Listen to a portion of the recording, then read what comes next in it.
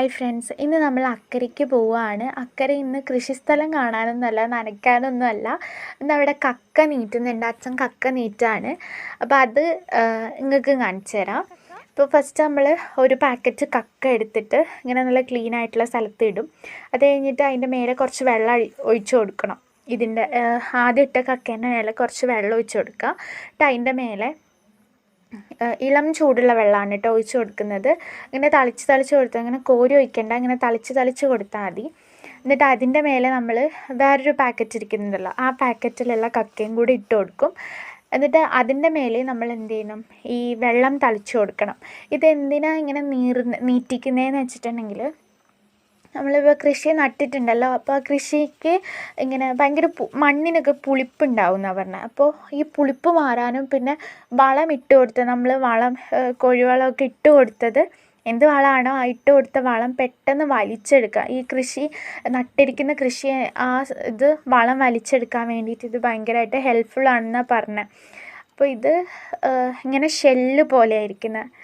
ഈ ബീച്ചിലൊക്കെ പോയിട്ടുണ്ടെങ്കിൽ കുഞ്ഞു കുഞ്ഞു ഷെല്ല് അതുപോലെ ഇതിരിക്കുന്നത്. അതിൽ വലുതും ഉണ്ട്, എന്നാൽ കുറച്ചിങ്ങനെ പൊടിഞ്ഞ ഷെല്ലും ഉണ്ട്.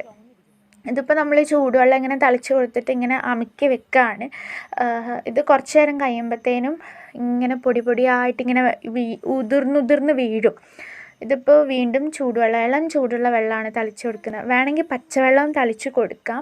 പക്ഷെ പച്ചവെള്ളം തളിച്ച് കൊടുത്താൽ എന്താ പ്രശ്നം എന്ന് വെച്ചാൽ, ചൂടുവെള്ളം തളിച്ചിട്ട് പെട്ടെന്ന് റെഡിയാവുന്ന അത്രയും സ്പീഡിലാവില്ല, കുറച്ചും കൂടെ ലേറ്റാവും.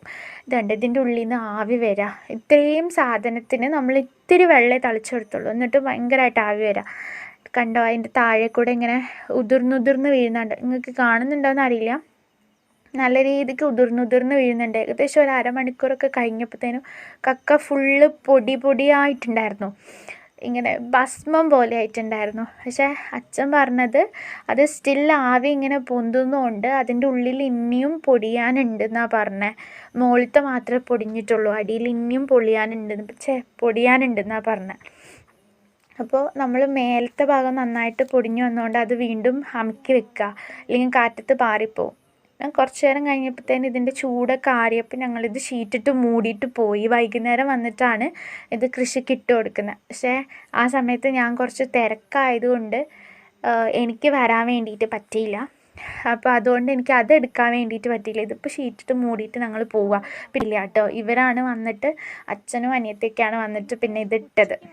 ഇത് കണ്ടോ, ഇങ്ങനെ വിണ്ട് കീറുന്നത് ഈ ചൂടൊക്കെ കൊണ്ടാണ്. അപ്പോൾ ഇന്ന് ഇത്രയേ ഉള്ളൂ ഗൈസ്. ബൈ, നെക്സ്റ്റ് വീഡിയോയിൽ കാണാം.